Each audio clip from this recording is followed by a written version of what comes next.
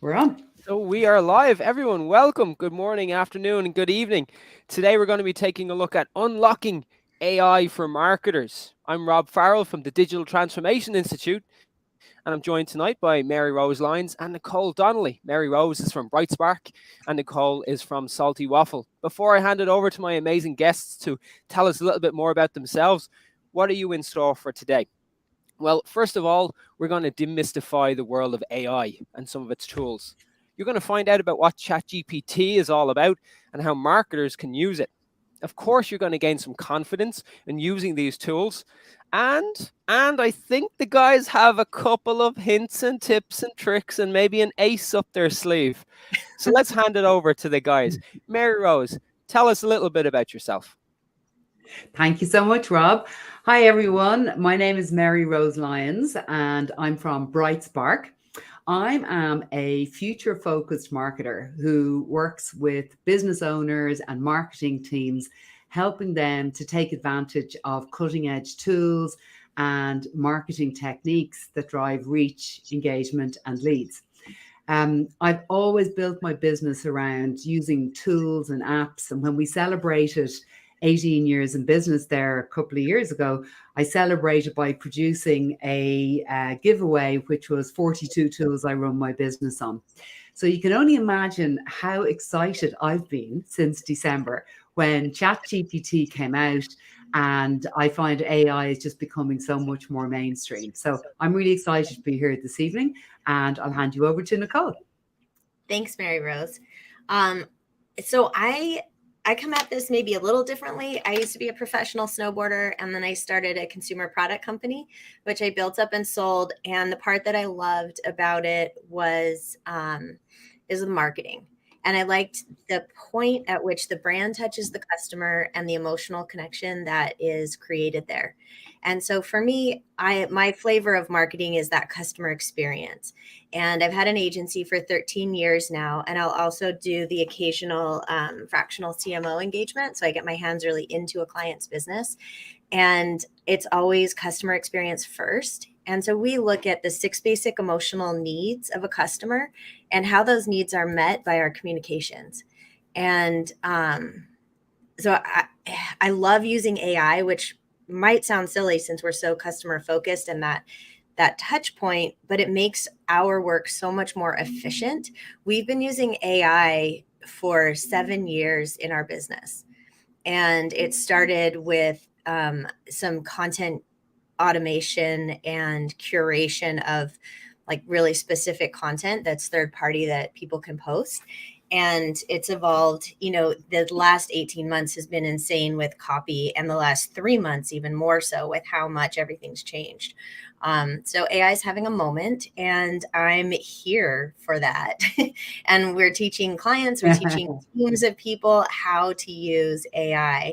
Back in the beginning of the agency, we taught them about social media. Now it's AI, and we want to make sure that it still has that emotional connection, no matter what comes out of it. And that's a great point, Nicole. I mean, AI is having its day. We looked at social as the big thing. We looked at influencer marketing as the big thing. There was a point where we said SEO was the big new thing as well. So, I mean, this is really just about moving on with the next piece of technology, getting our head around it and finding out how it can work for us. And before we really get into that, because I know we've been working, Maryrose, yeah. Can I just say though, I wouldn't equate AI as the next big thing in the same breath as say social media and SEO, for example. I'd be more of the kind of Bill Gates school of thought, which is that there's been certain moments that have been seminal for humankind and our use of technology. The rise of the home computer, graphic user interfaces, the internet, and now this. So I think what you described, Rob, are parts of the early part of the internet, and where we're moving into right now is into the next stage. So I think it's kind of bigger than that. I don't think it's just a tool that's going to go away. Oh, I agree with you. It's not going to go away, and it's embedded in a lot of different tools, and it has been for the last decade, and it's been very seamless, which is the funny thing. And as I've been preparing for our Mm. webinar tonight, I think one of the things that made ChatGPT really go mainstream so fast wasn't the underlying technology, because ML and chatbots are not new at all. I think it's really been the interface. And I think it's something that's, now that more people are using it, they're going to get used to it. They're going to get used to prompt engineering. We're going to realize that we've actually been living in an AI driven world for a number of years.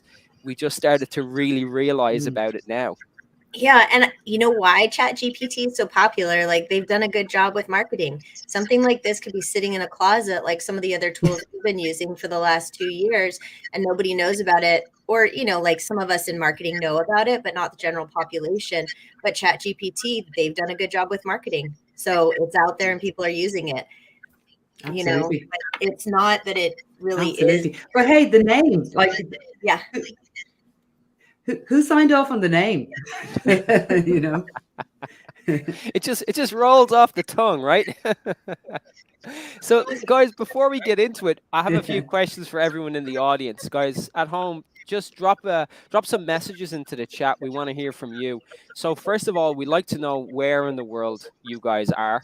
And we'd also like to know what you do. Are you in marketing? Are you in ops? Are you in HR? Are you in finance? Let us know where you are. And finally, let us know if you've been using any AIs, particularly ChatGPT, which is one we're going to talk about. So where are you from?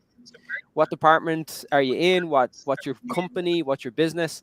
And are you been using AI recently? So start to drop those into the chats and we'll keep an eye on it. So back to Maryrose and Nicole. And don't be shy. Don't be shy, guys. Don't be shy. We certainly aren't.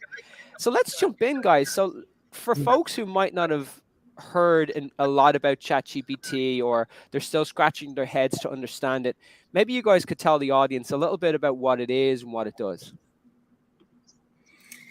Yeah, you go first, Nicole. Well, ChatGPT, I mean, it powers a lot of the things that other tools that we're using are open. It's from OpenAI. And OpenAI has been on the market and around for a number of years. I think they started in 2015. But ChatGPT is basically an easy interface to ask questions to AI and have them answered. And now they're calling people who are good at asking the right questions to get the right information prompt engineers. So there's going to be a whole new category. They're on Fiverr now. You can hire prompt engineers, and that was very fast. Hey, did you see? I only discovered this today. It's unbelievable. There's actually a prompt marketplace. Have you seen it? Yes. It's called Prompt Base. Yeah. And it's like a place where if you're buying or selling, so if you've made some prompts that you think are particularly cool, you can go on and you can actually trade them and put a price on them and get money from them. So already, there's all these kind of sub markets coming about. It's unreal. I was looking at Prompt Base today, and there's like literally prompts for, write me a non-fiction book. And then, people are going to be kind of taking that kind of thing and sticking it over onto Kindle, and it's just unreal. Yeah. Yeah. And so are those prompts public? Like, because I'm wondering, how are they protecting them? Like, you could copy and paste it. They show you a little bit of it. Let's not dwell on that, because it's kind of like the kind of not the end of AI. I want to be based around. They show you a bit of it, and then I think you pay. But it's all like, it's kind of Fiverr prices. It's $4.99, $3.99 kind of thing. You're not going to get rich quick. You never know. I mean, we've seen lots of people. I saw a teenage kid last year made like nearly $500,000 on NFTs before everything fell apart. So someone's going to make it big on prompt engineering. Yeah. So we can see, guys, if you take a look in the comments, we could see a lot of folks talking to us. We got some folks from everywhere. A couple have already been trying out Jasper and GPT, a couple of folks in marketing, a couple in video production. So we've got a really, really great group of people in the room. So maybe Maryrose and Nicole, maybe you could focus in on how marketers specifically could use ChatGPT. Yeah, well, I'll begin from my more newer to it experience, and then Nicole, if you want to then kind of kick in with what you've been doing for a longer period of time. I suppose I was demoing ChatGPT to an audience in January. I was giving a speaking engagement in the RDS in Dublin, and I was showing them how you could use it to get a lot of the kind of heavy lifting of long form content and some short form created in a jiffy.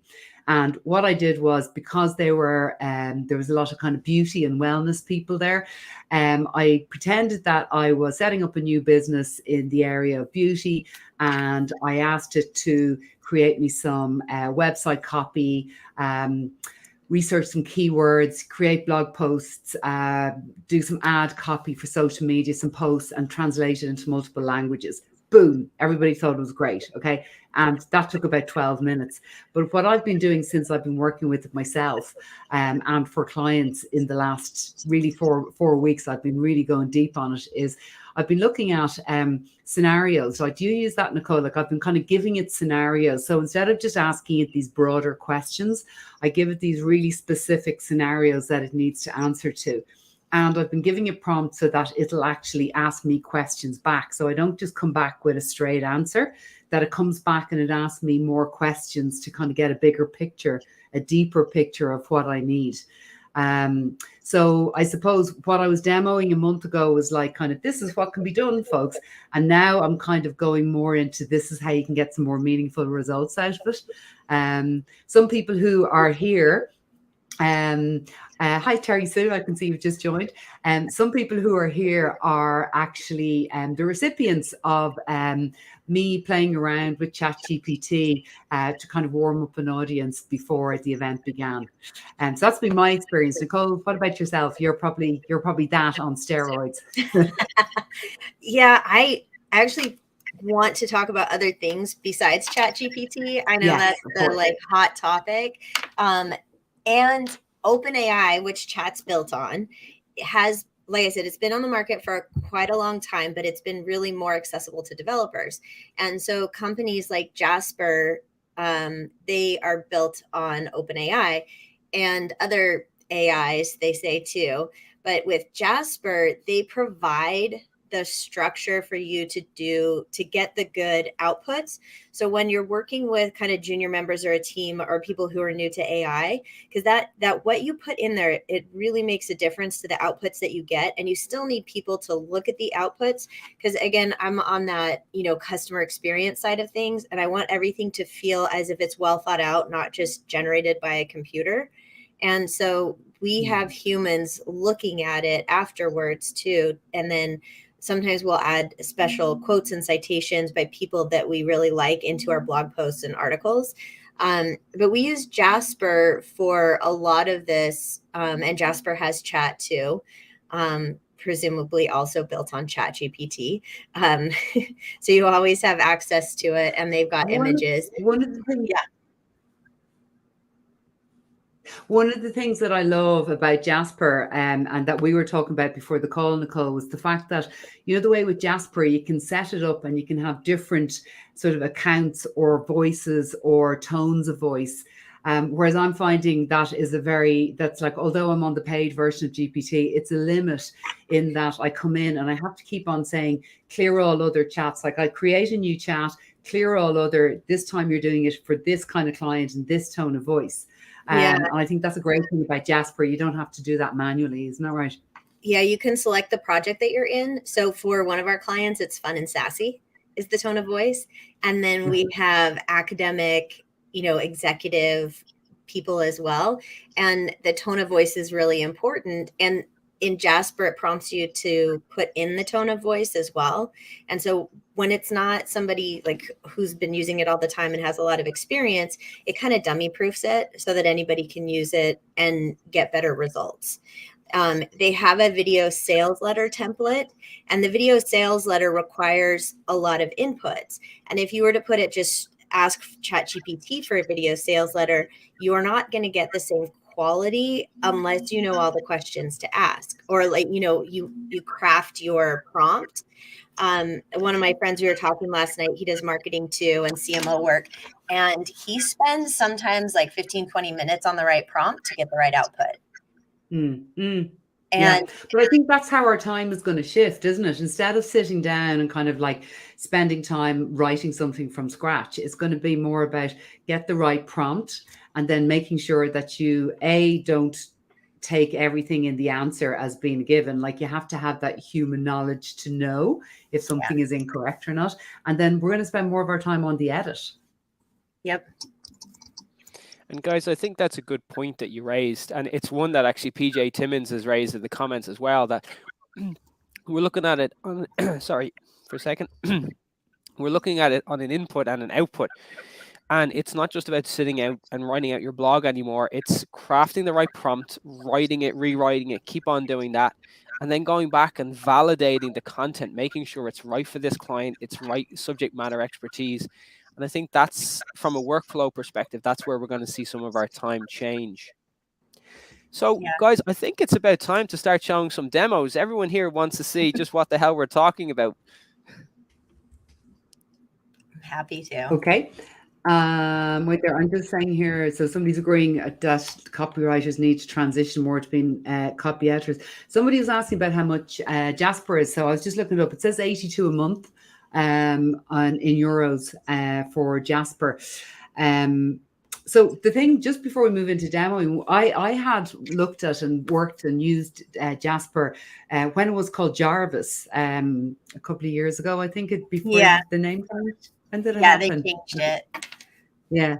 So basically, I had looked at it then and it was good, but I only had one client at the time who really, really needed it. And that's one of the things I think, like with all the boats, you know, when one boat rises, everyone will rise. So Jasper is probably going to have an immense more amount of business coming in now because there's this wider understanding and demand. So GPT will drive for Jasper and so on. I think as well what you were saying about, like, say, having teams, Jasper seems to me like it's better for having teams of varying levels working together on producing output. Whereas my experience with GPT is it's a kind of a single individual who has a high amount of knowledge spending the time on the prompt.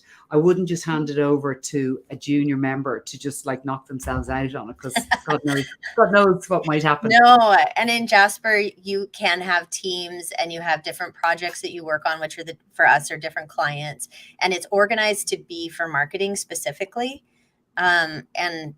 And so this is what we're going to see this big evolution where there's all these different tools that we can use.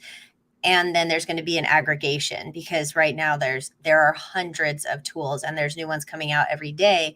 And with Jasper, we've got chat now. We have recipes of making landing pages. We can do little small ads, and they integrated Donnelly for art. So they're already trying to integrate things into one platform, because then you don't have to go out to all the different ones, and it makes it kind of easier. And chat is fun and people are playing with it, you know, as much as they possibly can. And that's an interesting point you said, Nicole. It's going to be interesting to see what the landscape looks like in a year or two. Are we going to have these single large players that have lots of features within it and then they'll integrate with secondary players? Or are we going to still be able to buy like our Salesforce or Marketos or HubSpots and such, and then have integration marketplaces there that will integrate back into the tech stack that we already have? But before we jump that far ahead, I think it is good for us to just keep, keep an eye on the tech that we actually have in front of us, to keep our prompt engineering going, to keep playing with it. Because I know I spent the whole of the holidays playing with this. It's like I got a Christmas present early. So maybe you guys could show us some of the fun you've been having with the tools over the last couple of weeks. Well, in terms of, I'm not going to demo this now because you can look it up yourselves. But a fun thing that I love to do is I get my shopping list done out of it. Now, I know a lot of people have been talking about this, but I've actually been doing this since Christmas. I was like, oh, what am I going to make?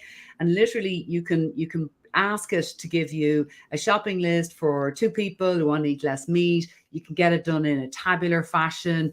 You can ask for the protein count, and then you can get it to make an actual shopping list. So to me, that is an absolute life changer, because when you're about to go down to the supermarket and you're like, what am I going to make this week? It's a really good one. The only thing I haven't been able to get that to do is to actually price it, to kind of give you an idea of kind of budget, but that will come again. What about you, Nicole, on a kind of a fun tip, like a non-work related thing? What's your favorite thing? Non-work related? Well, so my husband was doing keto, and I said, do a keto meal plan where it's 3 meals a day, 2,000 calories total. And so it doesn't deal with a lot of information very well. And even a 5-day meal plan, it wouldn't finish. And this is why we need humans, so you might go in and it'll do 3 days. Sometimes it would do 2 days. And then it just kind of does this like gobbledygook as it comes out. So meal plans, I guess that's a thing that we've used it for. My husband uses it for code. So he'll go in and check some code, look at some code, because OpenAI has their code platform that's like chat. So he and his friends have been playing with that one because he's a developer. So he looks at it in a different way. I used it in a kind of a learning situation yesterday. I had met with someone for a coffee who's an affiliate marketer, and I just kind of made a random comment over dinner. I never really understood what affiliate marketers do. And then my son, who's 12, was like, what is an affiliate marketer? And I was like, I don't know. So I did the old I went into ChatGPT and I'll show you this now. Actually, I did a thing of explain affiliate marketing like you would to a 5-year-old, and I was loving the way it described it. I'm going to show you right now. I'm going to go over here. I hope you can all share my screen, see my screen. So if you look at something like this, look, explain affiliate marketing to a 5-year-old. And then it goes, hi, and I love it. Affiliate marketing, it's like when you help a friend sell their lemonade. If you tell your friends that your friend has really tasty lemonade and they should buy some, your friend will give you some money for every person that buys the lemonade because you helped them sell it. So 5 of your friends buy a cup of lemonade, your friend might give you some money for each cup bought. I just really like it. That's kind of like how it works. So I then started obviously going down into, I never understood philosophy. Could you explain the concept of philosophy? So I went down on a big learning thing. So you can get it to explain things to you like a 5-year-old, which is kind of funny. It's kind of fun. What I was going to ask you here, if you wouldn't mind just come back to me in the chat and give me a scenario. So when I was saying that I've been doing these kind of scenario builder things where I'm kind of saying, okay, I am a person and I want to, let's say, pitch in my business to another type of person, and their specific problems or their needs that they need fulfilled are the following. Okay. If you guys give me an idea of a scenario like this, and I'll show you exactly the kind of output you can get from it. For example, I'll tell you what, somebody who was the first to comment here was Brian Coleman and your video production. Okay. So Brian Coleman, you are going to be my example. Okay. So I'm going to have it of, okay. So scenario. Oops. Bad typing coming in. Okay, so you are an experienced videographer.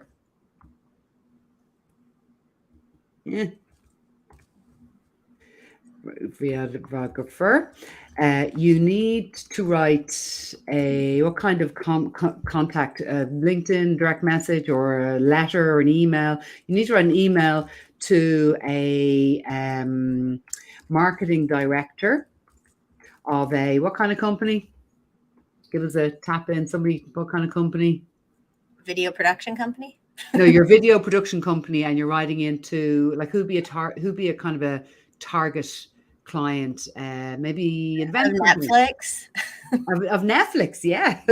You need to write an email to the marketing director of Netflix. Well, they're in trouble at the moment. Maybe say, I'm just thinking of a scenario actually of an event management company. Event management company, three problems they have. Who is short of staff, working to reduce budgets, and give us another negative that they'd be facing, a problem, and doesn't know much about social media short form content. Okay, just as an example. I think one of the great things that's happening right now, and this is me just doing a little meta commentary for the audience, this is really showing the importance of getting your prompts correct. So Yes. one of my tips is, before you even put a prompt into ChatGPT, think about it without your screen. Just sit back for a moment with a coffee and think to yourself, what is the information I'm trying to get? And what are the things that I don't want in the response? So sometimes with my prompts, I'll tell it what to not do as much as what to do. So that was a good one, Maryrose. Really appreciate you showing the guys. Yeah, no worries. So basically, this is kind of coming in with something. It's a little bit sort of blah. I'm going to say, add in more proof. And you'll get, if you practice with this with chat, and then also something like Midjourney, your prompts on Midjourney for your graphics are really important, because Yeah. And you can look at what everybody else's prompts are to get what they're getting. That's kind of one thing good about Midjourney as a tool for graphics. You can see what prompts produce what kind of art, and really learn from the community in there. I've spent some time playing on there, and it's pretty fun. And Grimes is going to be live in their Discord creating with the people in their community. So it's the way that they've done it is pretty cool. What's Grimes? What's that? What's Grimes? Grimes are going to be live. Who is Grimes? That was one of Elon's baby mamas. Oh, okay. I didn't know that one. I was actually thinking of Frank Prendergast from Cork, who's not one of Eli's baby mamas. He's done a really cool tutorial, and it's available on YouTube. And we put it into the notes for this. And it's actually him taking you through how he uses Midjourney and the kind of prompts, and he shows how he's basically changed all of the different images on his blog into a lovely kind of coherent shape and style. So just to show you, just go back to this. Okay, so dear marketer, I hope it finds you well. My name is, I'm experienced. I understand your team is. So it goes into this, okay? And then I might kind of say, because I've asked him to do like that, I might just say, write it, because you know videographers, they're always talking about their kit. Write it in a more technical style and refer to kit. More technical style and refer to my extensive kit. Let's see if it understands kit, Cameron.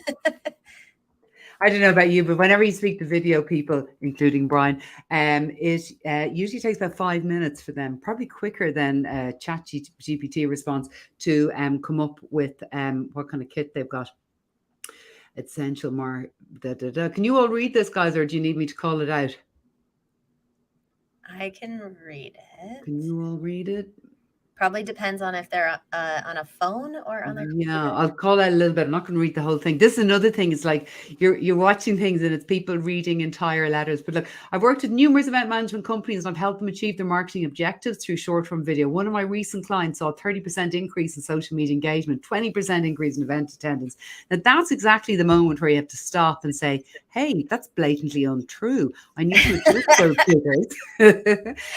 One of my early finds of a massive mistake was I was asked to send a biography of myself for a speaking gig that I was doing, and I put into it, because there's a few old bios of me knocking about the internet, you know, from before 2021, which is where GPT's data goes up to, and I put down, give me a bio of Maryrose Lyons, and they gave me one that wasn't bad, but then it was putting in things like she has a master's in organizational HR and is a big one on the human resources conference circuit.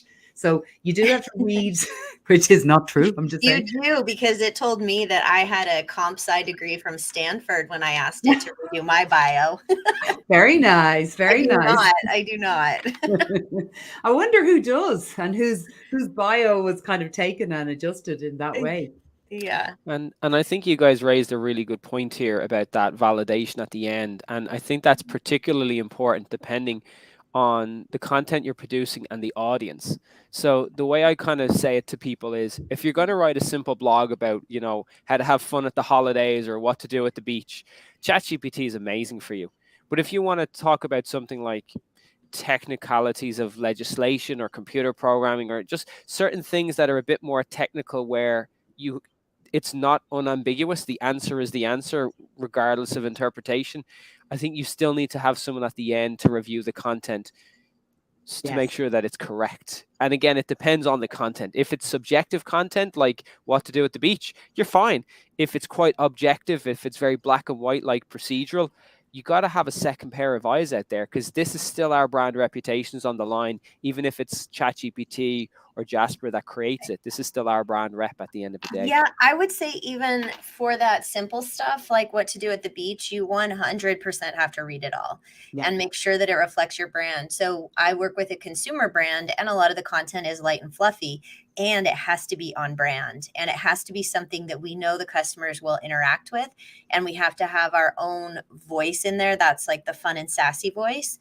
And so we don't want it to sound like, if you use chat enough, it sounds like very kind of boring and the same. You can have it do a rap, you can have it do a song, you can have it do a lullaby, you can have it do all of these different things in different tones.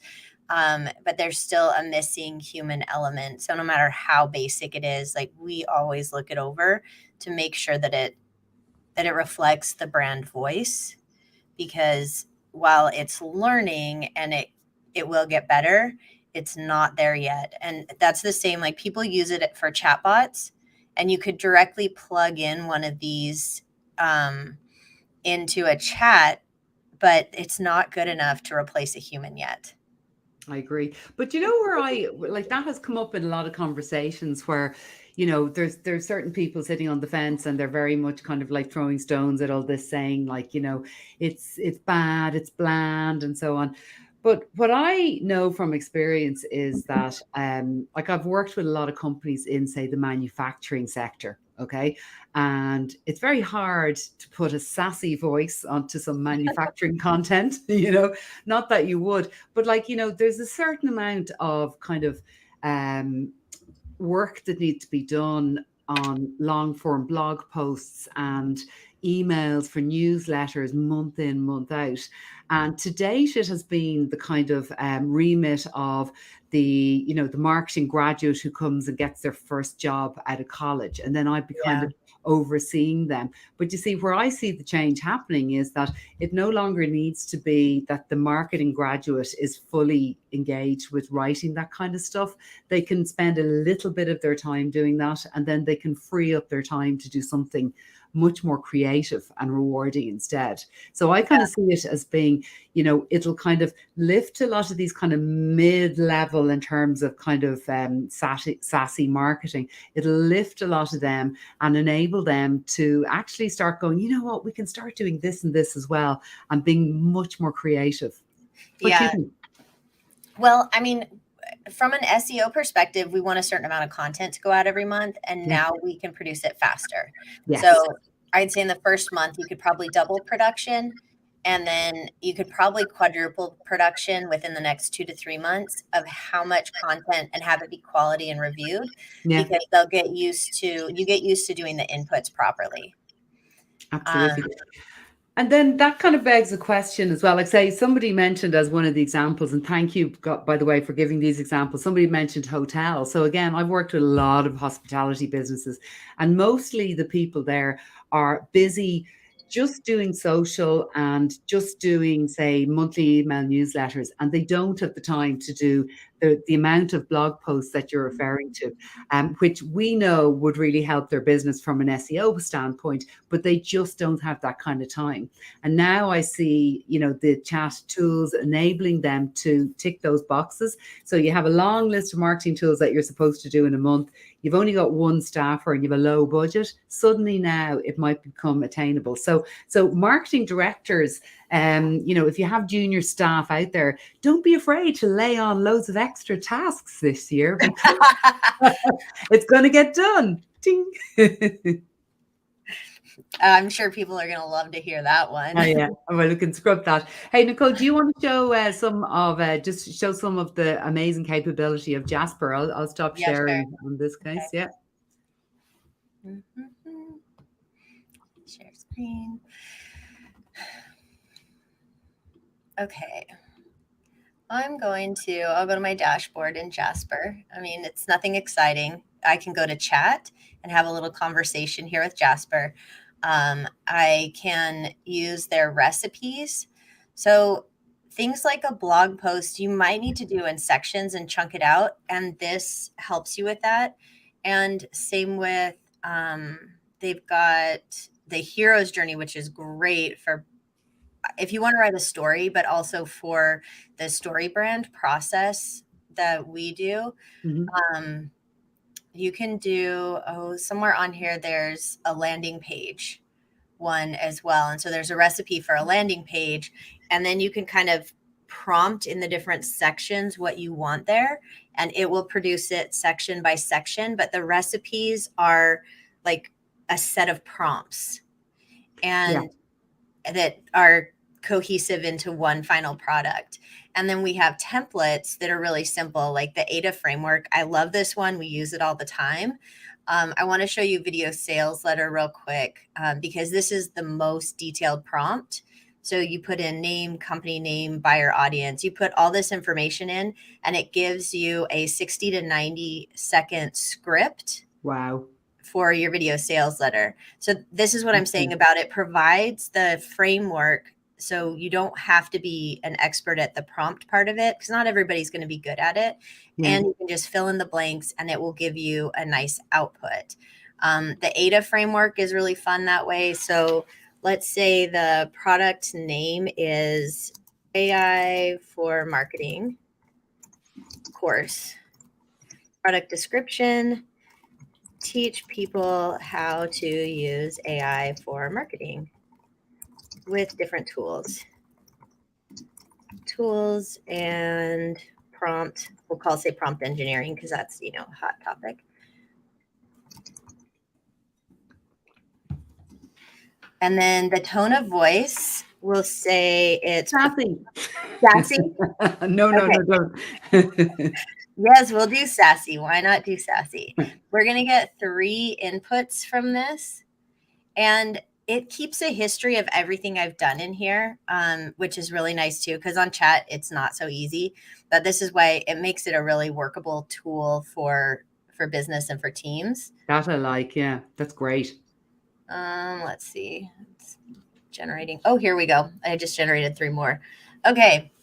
So want to learn, this is attention, interest, desire, action, which is the ADA framework. And you can use this for landing pages and emails and all sorts of things.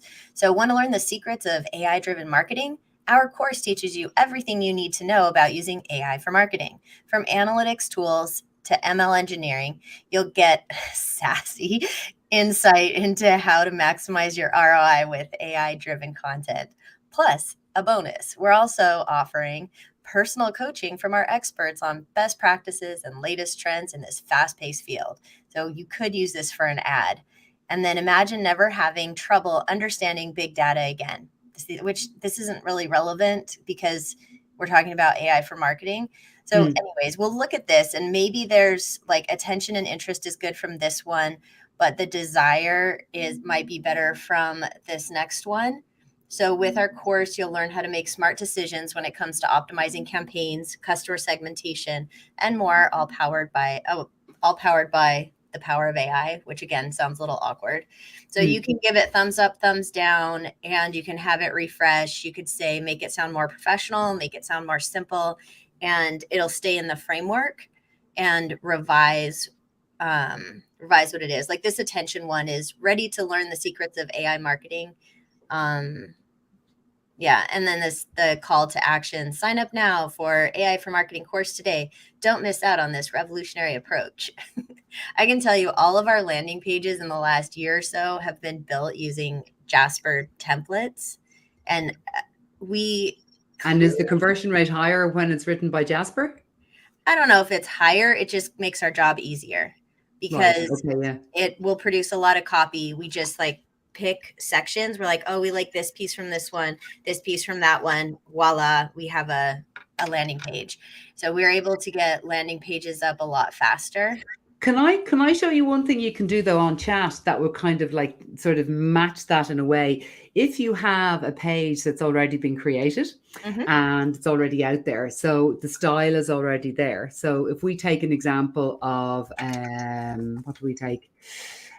Say hotels. Okay, so give me a hotel group Ireland. I'm just going to pick whatever comes high because they've got a. While you're doing that, Maryrose, I just want to give another little comment in there for the audience. One thing that you mentioned was you asked Nicole about how our conversion rate had changed based on the prompts and the content. I think another way for folks to think about this is if we're scaling up our content in less time, it means we now can reinvest that time into looking at our analytics, which we might not have been able to do beforehand. So it's not just thinking about saying more content, better content. It's also about thinking better optimization of our whole marketing function, because we're saving time as well as producing higher quality, higher volume content potentially. Yeah. I agree. Sorry, I was just going to say it allows us to do more landing pages and more tests. And we do a lot of conversion rate optimization. And so I'd say we still use the same methodology for conversion rate testing. And we're able to produce the content for the tests really quickly.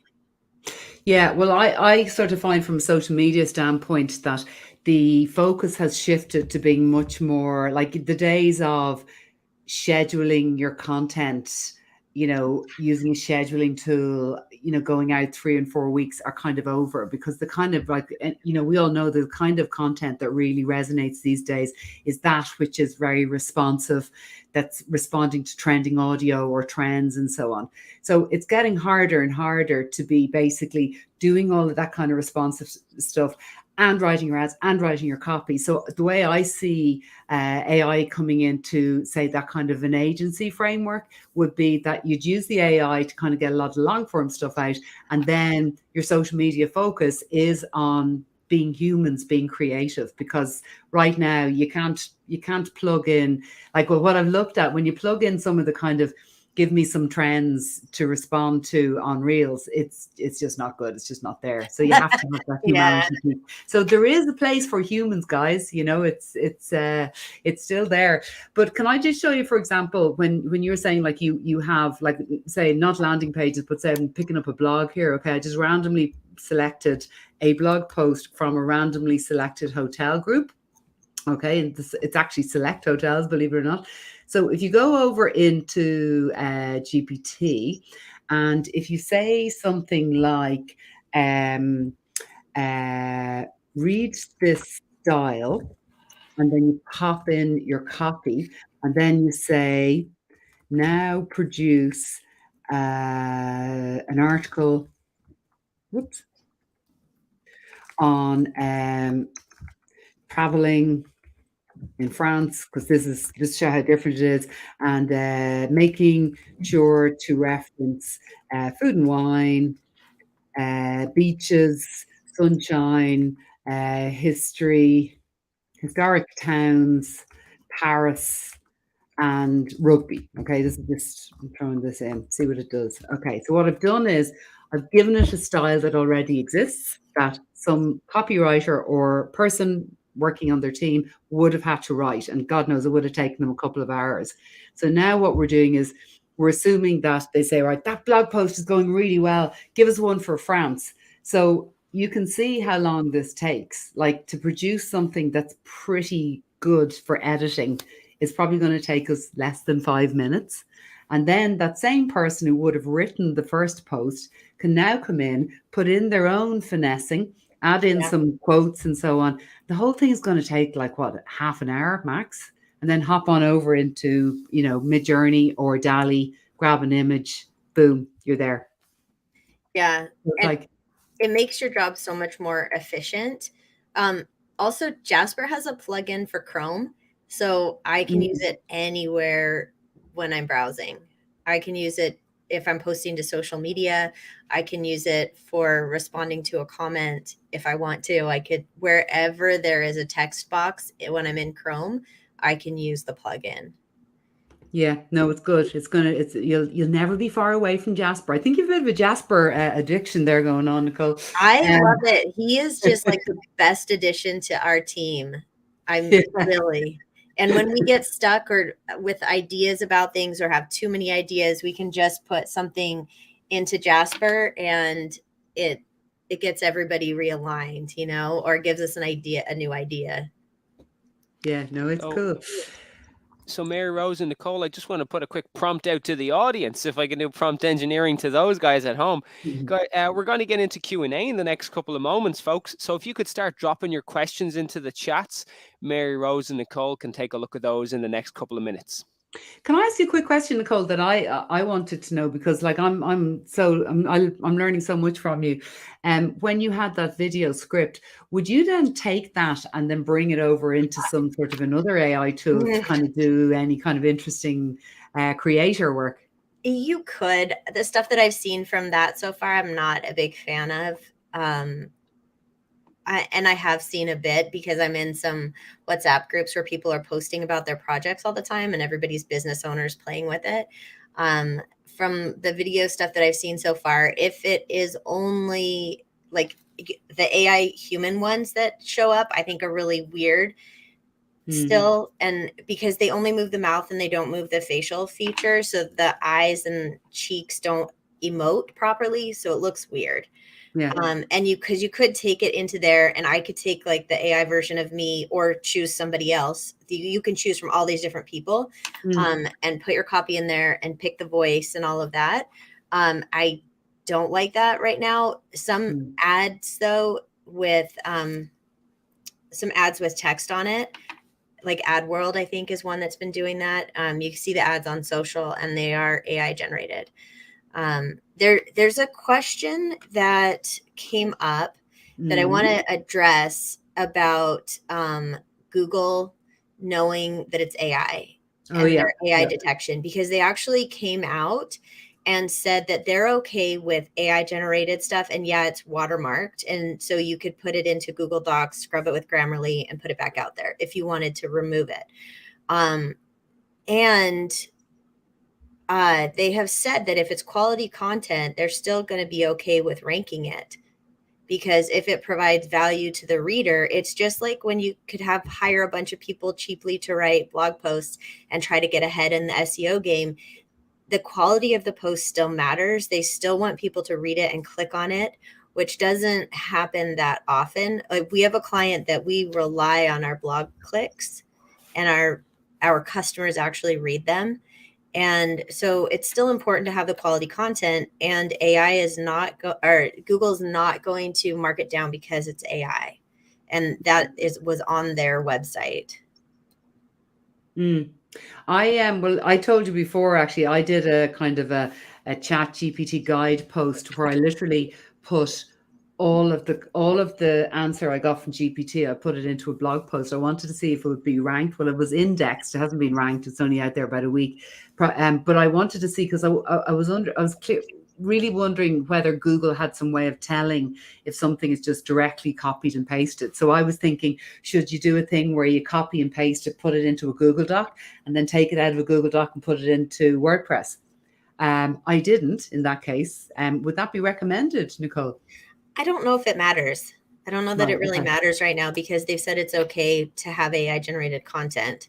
Yeah. And it still needs to be quality. And so then what's the measure of quality? It might be click-throughs and conversions is ultimately what says that your page is quality.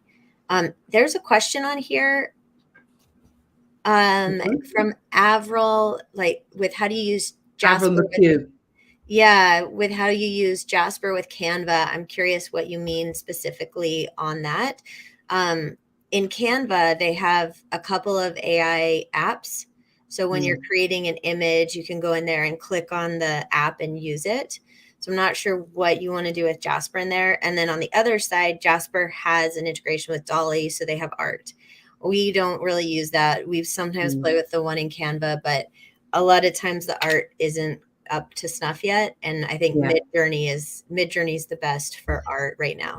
With Dali, like hands up anyone here who's been playing with Dali, and then you put something in and it puts all this like random words on Yeah, it. the letters that aren't even Yeah. words. Yeah. It's like stop it. So Dali's kind of going down a lot, like in my estimation. And it's like, isn't it so funny? It's just like a race. It's like see which one is going to reach that kind of massive user adoption in the same way as like kind of Google did at the start of the kind of search engine wars. We're in the AI wars. Other questions. There's a good one here from PJ. How easy or difficult is it to apply the language tools to an existing set of policies and get the chat to respond based on the policies already set by the organization? Nicole, I think that's one for you. I do have a lot of friends who've been working with this. Like, you need to feed the existing policies unless they're publicly available to the AI so that it can scan it. And it doesn't do the best job with a large volume of content. I do have a lot of friends who started using it for they put their operation, like their SOPs into it, and some policies, sometimes legal documents, so that they can get a better output. There are some tools, some AI tools for training in your organization that way. So you can put a bunch of your documents in and then ask it questions, and it'll search and find it pretty quickly. Because some people are working on developing the idea that, you have a new hire coming in, they have a question of something, and then they could just ask your company AI. There's a website called There's an AI for that. And you can find most of the AI tools. I know of some tools that aren't listed there just because I'm in these groups that are talking about them all the time. But there's one that I've been trying out for that, PJ, of having the inputs, but it doesn't let me put a big volume in at a time. It's about a Facebook post worth a short Facebook post, like more than a tweet. So I can only chunk bits into it. And I know there's some people working on that sort of AI though. And PJ, if you want to DM me, I could probably get you into some of those conversations. Cool. Does anyone else have any other questions? We have, let's see, some more coming in the comments. Oh yeah, can you put copy into Jasper chat and ask it to rewrite? Absolutely. And you can ask it to rewrite. You want to be specific. Like, is it the tone of voice? Is it rewriting what style? Here, I'll show you. To a 5-year-old. Yeah, to a 5-year-old. Or like scientific-y style. Like, say, when I was doing that thing about the showing people how to do the wellness product, I was like writing stuff and going, give it in scientific. No, actually give it in best friend language and so on. Mm-hmm. So you can tell it what you want. But if we just give an example of how to do that, putting copy into chat and asking it to rewrite. Okay, so sharing the screen, because I realized I wasn't sharing it the last time. Okay, so I'm going to drop in this rewrite this copy in a sort of scientific style, because it isn't, it's a blog post about travel. Scientific style. And make it very short or something. Oh yeah, I was gonna say I was gonna show to put it into bullets. Oh yeah. Right there. So it's going on this. Okay, so day 1, guests are advised to check in at the Malone Hotel, an exquisite 4-star Victorian building located in the serene, leafy suburbs of Belfast historic university area. A visit to Belfast City can be initiated, because this is all changing, where tourists can. So I'll let it do its thing, and then I'm going to say, give me this summarized into what about a shopping list into a itinerary? Yeah, what about a 2-day itinerary broken down into 2-hour windows or 3-hour windows? Thank you, broken down into 2-hour windows with toilet breaks. And now you would put this on your hotel or travel website or blog or social media posts. I mean, it's as creative as you can get with the content. I've had some friends write books already using chat, and they just chunk each chapter into a topic, and each chapter goes into maybe 6 sections. And so then they can do one section at a time.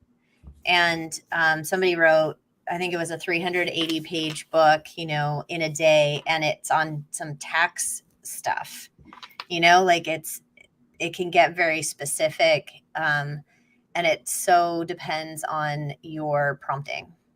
Yeah, absolutely. It's fighting back on the 2 hour thing here. It's kind of saying I can't do that. It was a 4 day thing. So I think ChatGPT, I think the stop. thing about the prompting here is that folks might go into ChatGPT because it's free, it's easy to use, it's just so easy. But I Yeah, think there's going to be folks in the audience here who, after about maybe 2 or 3 weeks on ChatGPT, they're going to realize that Jasper is the game that they need to play. And I think yeah, that's the great thing for folks at home to realize. Based on the time you have available, based on the content needs that you have, based on the manpower that you have in your team, some of these tools might be a bit more advanced than what you need this year or this quarter, but ChatGPT is a great starting point, and then you can escalate up if you need. I agree, Rob. So if you're like an agency, you're going to be like, say, Nicole's agency are all about Jasper. But if you are as I'm considering thinking of people who are, hard working, hard pressed, time poor business owners in like their coaches or their consultants, and they know they need to do their own marketing and they are doing their own marketing, they can use ChatGPT, but you just have to use it wisely and use it well. And that's why, and this is a good little segue here. This is why I have incorporated some ChatGPT prompts that I've been playing with that work very well into my online course, my live online course that I'm doing for business owners. It's starting in March, and it's a course I've run and delivered many, many times before. So we have the different topics that need to be covered, like, for example, getting your LinkedIn profile right, and using LinkedIn in a kind of a non-spammy lead generation kind of way, looking at creating content. So now it's just all augmented with ChatGPT prompts that you can use that will save time and make sure you actually do it. So that's my little piece that I wanted to mention. I'll send you all information about it afterwards if you're interested.